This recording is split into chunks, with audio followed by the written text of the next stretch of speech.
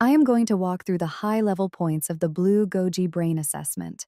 This is advised to be administered once every 6 weeks or so.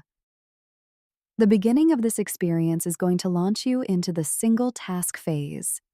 In this single task phase, the writer is going to be simply cycling at a pace they feel comfortable with.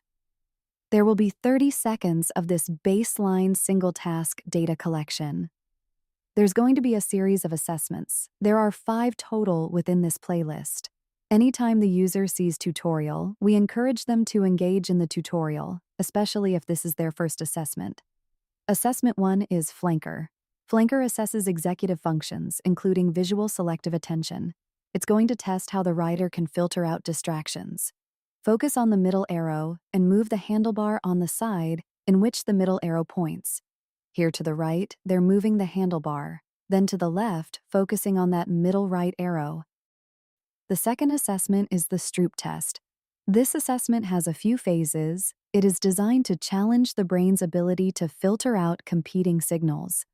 There are 3 phases, and they're going to move the handlebars just like they did in Flanker to select the correct answer.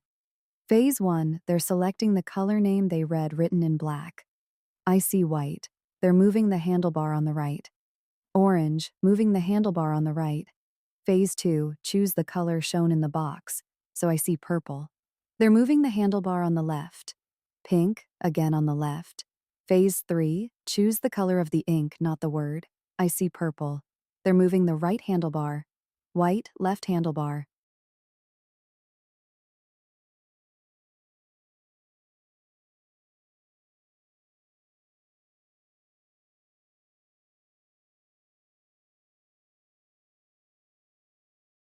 Assessment 3. This is going to be called Pattern Quest.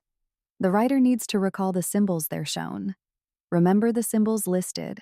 Pay attention to the shape's appearance. So I see red circles in a diamond. 4.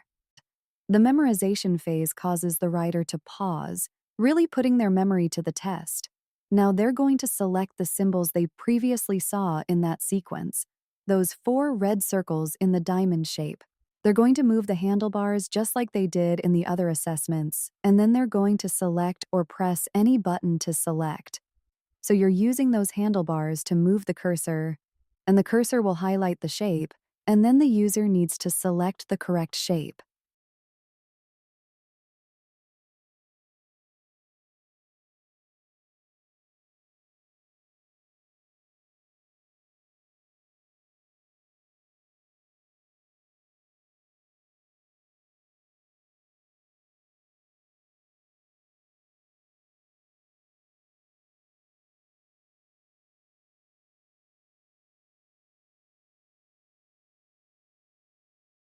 The fourth assessment is Wisconsin 64.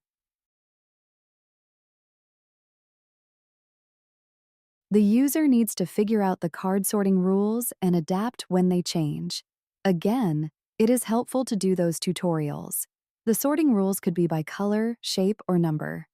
It is up to the writer to figure it out. We can first start with color.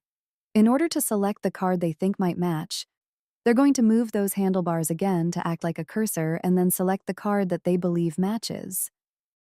The check mark means they got it correct. That means the rule is what they thought. If they get an X, that means the rule has changed and they need to adapt by trying a new sorting rule. The sorting rules could be by color, shape, or number. Keep using the same rule once it works, but the rule will change without warning, so be ready to adapt.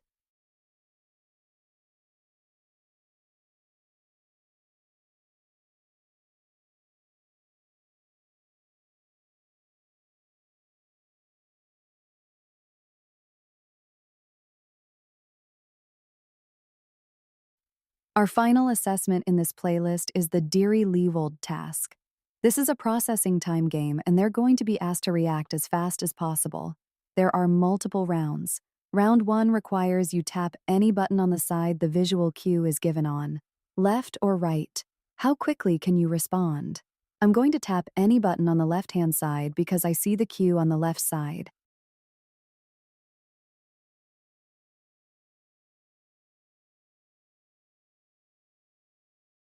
In round 2, when they see the visual cue, they move the entire handlebar up or down on the correct side, so no more pressing buttons, engage more by lifting or pushing the handlebar.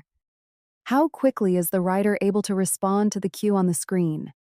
Finally, round 3, move the handlebar to reach the cue. Here you're considering right and left and up and down. Top left spot requires moving the left handlebar up. If the cue appears in the bottom right corner, move the right handlebar down.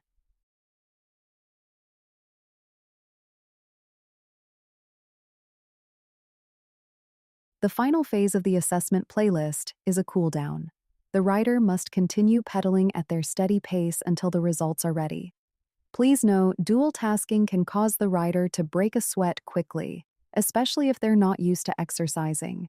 Make sure the participant drinks water and uses the bathroom before beginning, because you cannot pause an assessment. The 5 different assessment gamelets and their tutorials usually take around 16 to 22 minutes to complete. We recommend setting expectations with the user before they begin the assessment. Once results are calculated, they can be viewed on the bike immediately or viewed later in the Blue Goji app. The metric we like to highlight is the dual task cost. What was the difference between your performance of just pedaling at the beginning versus your pedaling performance with the dual task of cycling while being cognitively challenged by the assessments? The Blue Goji app houses even more in-depth data. In the app, you can view a spider graph of your assessment performance. You can also view your reflex score, leg movement analysis, brain scores, and more. Please see our video on understanding spider graphs and the additional data within the app. We hope this walkthrough made you more comfortable with administering the assessment. Thank you for your time.